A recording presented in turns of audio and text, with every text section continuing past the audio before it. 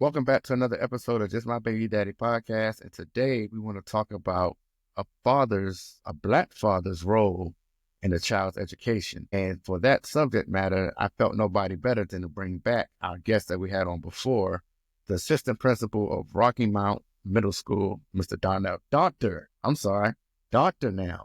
Donnell Brown. How you doing, sir? I'm doing well. Glad to be back on the show.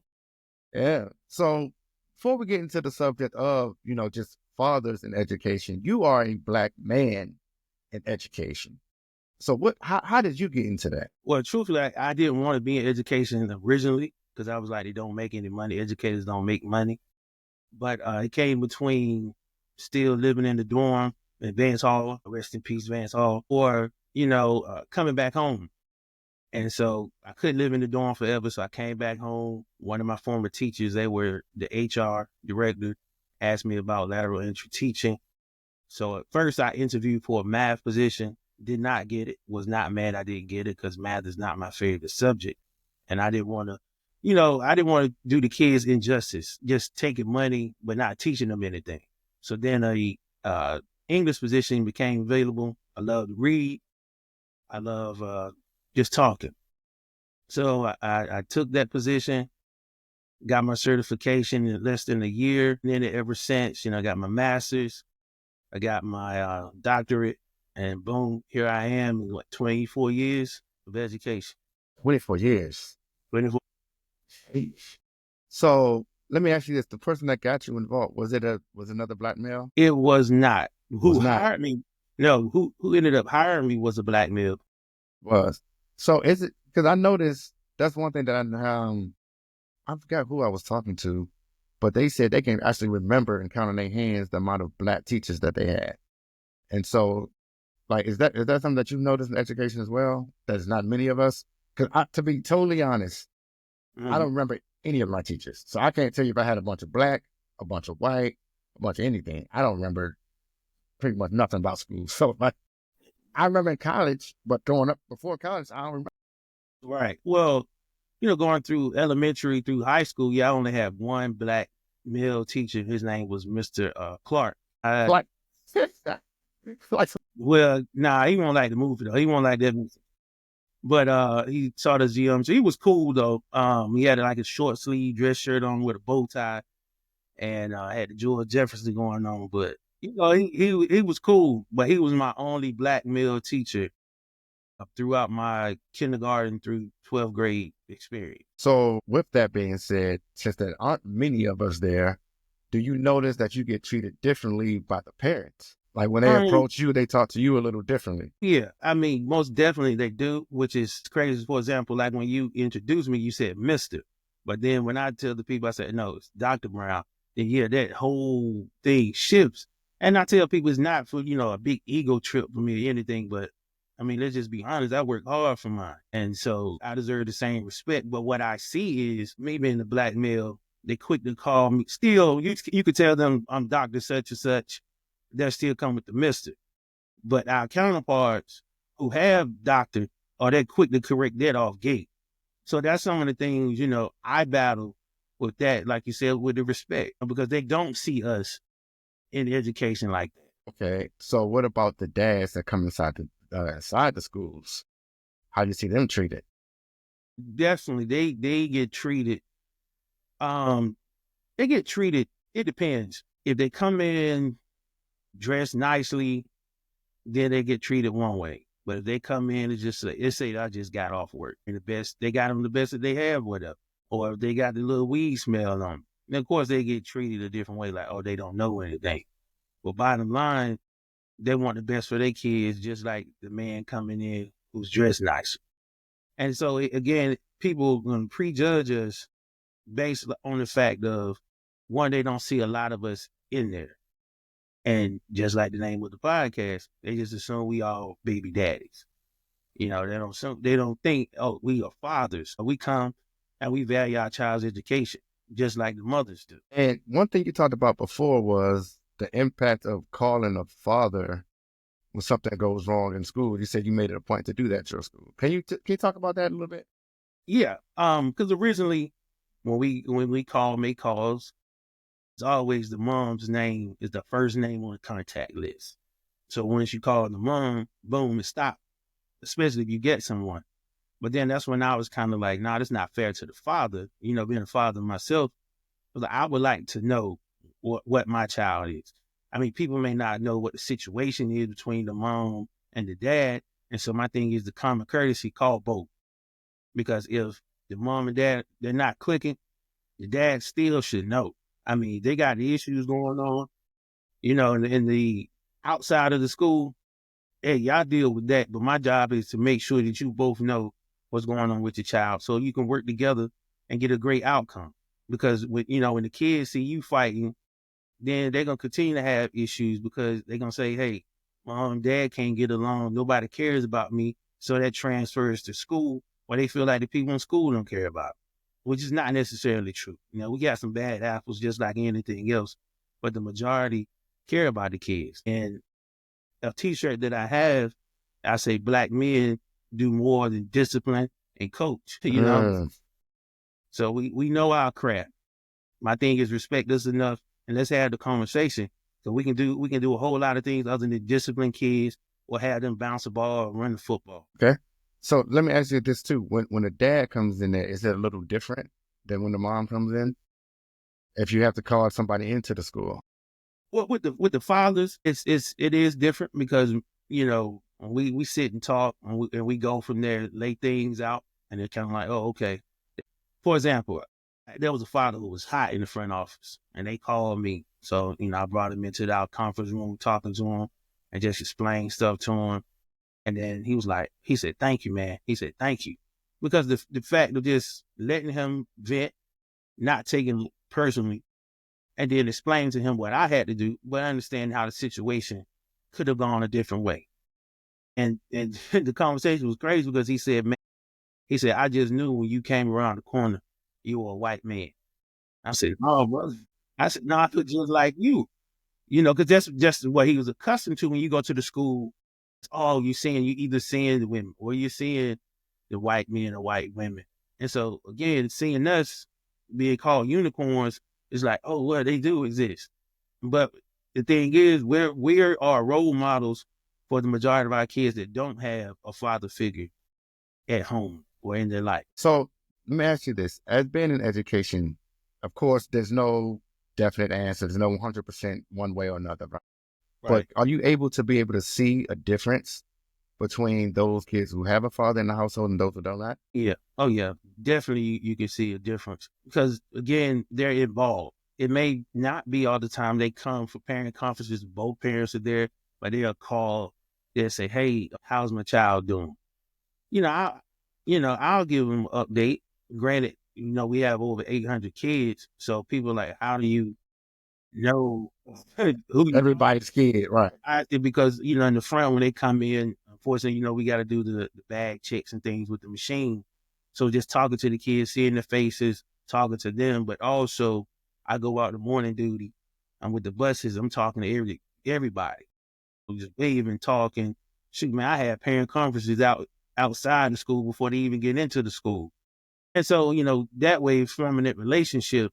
So they're like, oh yeah, that's Dr. Brown. Let me talk to Dr. Brown. And it's a gift and a curse because when you do well, it's something people gonna keep coming to you. It's plenty of times I'm like, man, I wish they stopped calling me.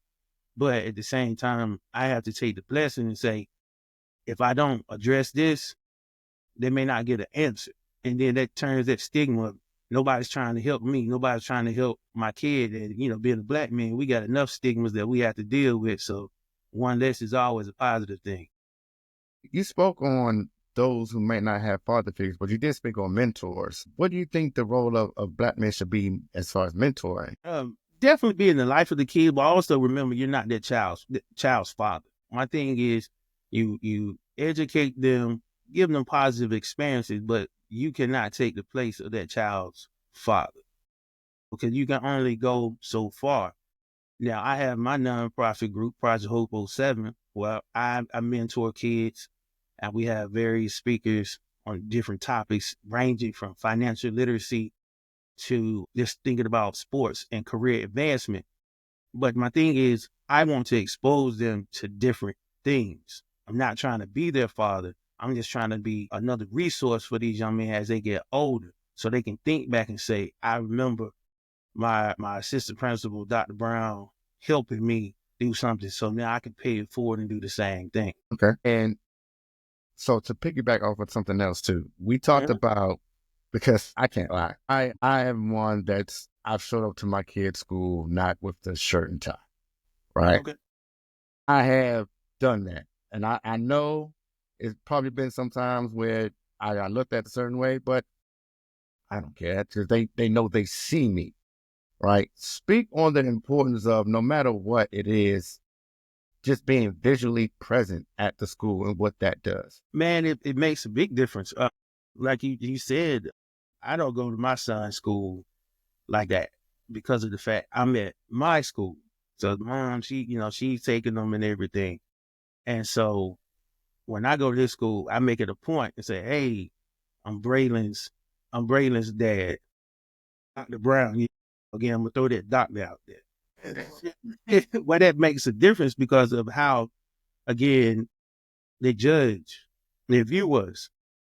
And because, so the same thing, like you're saying, you don't go with a shirt and tie or whatever on, I'm still getting judged the same way because they don't see me as much. So this is like, oh, he's up here. What is he here? The same thing mom up there for.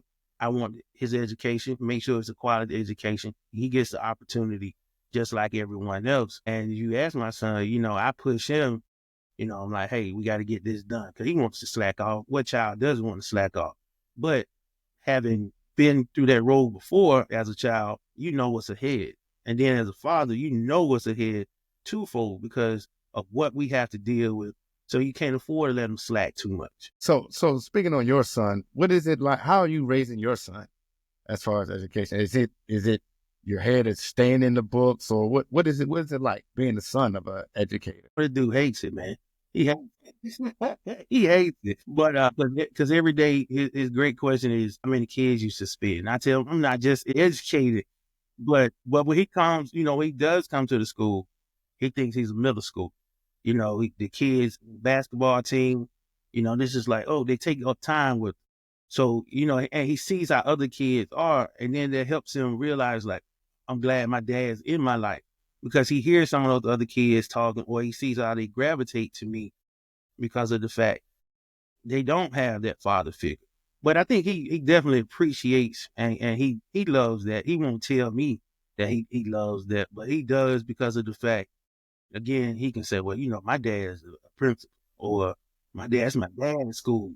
But if you were to ask him, he'd be like, no, I don't like that. I don't care about that. Yeah, because it's you.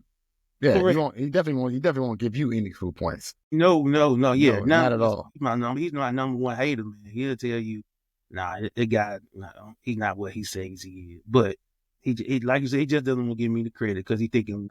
Right.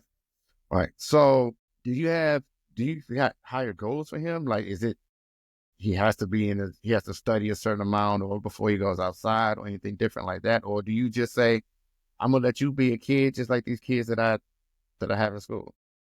Well, when he was born, the first thing I said was, I want you to be better than me. And I always tell people that doesn't mean I was terrible, but it's more opportunity for him now. And as far as, like the question you just said, no, I'm definitely not letting him be like the other kid I see. Yeah, every day. I'm gonna refrain my language because I know that, what I'm like, no. But I remember too, he's a kid. So but I definitely try to push him. I don't want him to be a procrastinator. I'm like, go ahead and get the work out of the way so you can chill. So you can do that now. On the flip side, once he gets it done, he's excited, just like he had his award day. He made the AB honor roll, and he was proud of that. And I said, so imagine how we let you slack off, what you would get. No awards. He was like, yeah. But he felt good. And he's still on the refrigerator, that award. You hang yourself on the refrigerator? Yeah, man. I'm still old school with that. Is it a bunch of stuff up there, or is it like you take one thing, put it up, take it down? I never did it because I felt like I don't want to hear when I throw it in trash. So like I just don't start. Yeah, no, I will take it down after a while because I don't want to look like a board at the library. Somebody missing or this event coming up, whatever. So no, I take it down. All right. So if you had to give advice to, let's say, a dad whose child is about to start middle school, Mhm. and they weren't necessarily involved throughout the entire process through elementary school, and now, we know these kids are changing. Middle school is a tough time. What advice would you give a father that has a child going into middle school? I would just say, just be involved. The way to be involved is just show up, ask the questions. Just like you asking me, just ask the questions. Because my thing is, we don't expect you to know everything. Heck, we don't know everything, and we work there every day. But my thing, just ask the question, form their relationship with their teacher, with their administrator. And I always tell people, keep calling us. I said, if I get tired of it, that means I need to address your question if I'm not addressing it. If the teacher gets upset, that means you're doing your job, but don't back off. Be respectful, of course, but don't back off, because the time when they see you back off, that's when they can say, oh, they don't care. And that's totally not true at all. But my thing is, keep your foot on, keep asking the question, pop up when you can, and hold them accountable. Because, a trick, educators don't like to be held accountable. They don't like to be held accountable.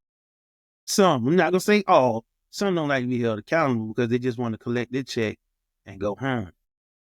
But again, you have other people's kids in front of you, their lives. You can help shape if they're going to be great or not. And you hear so many people talk about when their teacher told them they weren't going to be successful.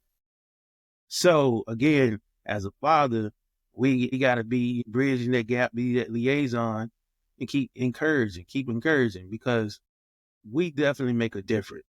We make a difference. Yeah, middle school was the first time I was told by a teacher I ain't gonna be nothing. So yeah, that's right around the time. Right around the time. But so I am going to ask one last question, and this is more of I won't say it's a personal question, but this is more because I really want to know, because I'm about to be in this situation next year.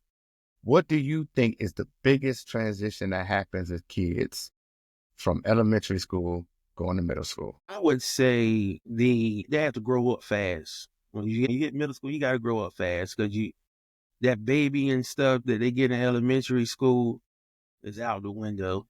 It's like, no, we're expecting you to do this way because we're trying to prepare you for the high school. And so that's the biggest thing with them, realizing that they have more accountability and responsibility on themselves than they do in elementary. Because, elementary, they still going to hold their hand to a certain degree. The gloves off when you get to middle school. So it's almost like, I'm just drop you in the water and just see what you do. You're going to sink or swim. I'm so nervous for my daughter because I feel like, man, she's just butterflies and rainbows all day long. And it's like, Right. man, yeah, you're going to get a smack in the face real soon. And I hate the fact that you're going to see the world for what it is, but you have to. Right. But you have to. And like I just told you, about the tips I'll give the father, same thing I'll tell you, just be there, just keep, or can I say keep hazing them? Let me use that word. Teachers, you got to stay on them, man. Seriously, though, you have to stay on them, because if you don't, they can sell any dream to your child. And if you're not there to hold them accountable, man, they get bad information. Well, I appreciate you, man. I appreciate your time. No problem. I appreciate it, man. Anytime I can come back on any topic you need, just let me know, brother. Gotcha. All right. Episode of Just My Baby Daddy podcast. I know you liked what you saw. So what I need for you to do is go back and look at past episodes. Make sure you like, subscribe, and share our YouTube page, Just My Baby Daddy Podcast. And you can follow us on all social media at Just My Baby Daddy Pod.